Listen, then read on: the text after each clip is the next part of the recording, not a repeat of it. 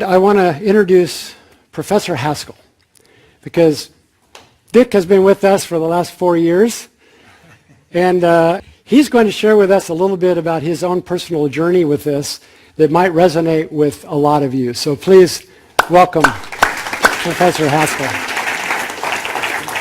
First of all, I want to welcome you to Harvey Mudd College. This has been my home for 37 years. I just hope you enjoy it as much as I did. It's been a great place. So it's a particularly satisfactory situation to see the clinic team launching into a test of really a field test of this new technology, which is just part of this, amazing CLGP program.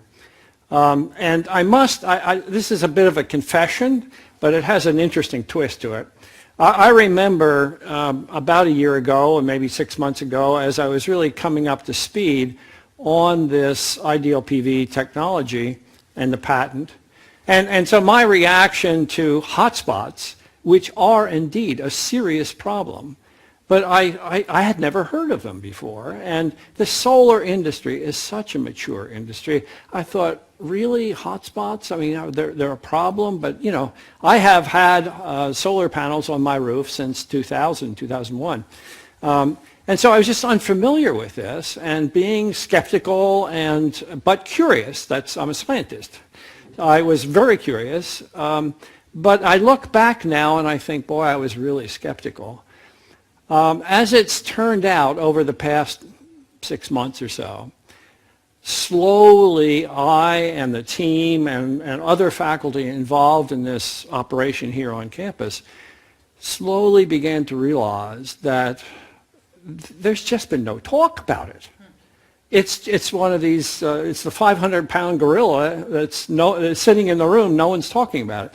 I think Peter Saita over here is now director of the physics clinic program, finally found an old book, well, it's a 1990s book, by a very famous solar physicist from Australia. And in his book, he said, hotspots are a problem. They can be mitigated with bypass diodes. If you've ever heard of bypass diodes in the solar industry, that's the current technology that's typically used to protect solar panels against hotspots. But the word he chose was mitigate, and I've seen that word repeated throughout the literature, which has been recently amazing, and we began to notice that there are papers appearing. They started to appear roughly in 2010, just conference papers and so forth. And then finally the big IEEE, that is the IEEE journals, which is the electrical and electronic engineer journals, the very top journals, are beginning to come out with papers that are describing hotspots, and they're now saying, hotspots can be mitigated by these bypass diodes, but actually not. There still can be damage done by these hotspots, and there's still a problem. And so we have, then the introduction to the paper is we're trying to find a way to detect when hotspots are about to burn up a piece of the panel.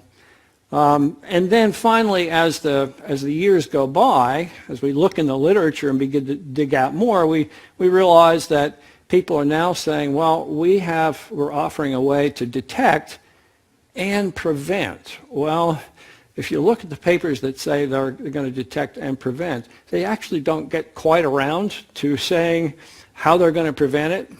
And so we have realized, to make a long story short, we have realized, and I'm feeling a little guilty about this. I was so skeptical initially, but I must say that as we look at the literature now, suddenly this has become a hot topic, but it really is. And the papers are coming out so rapidly.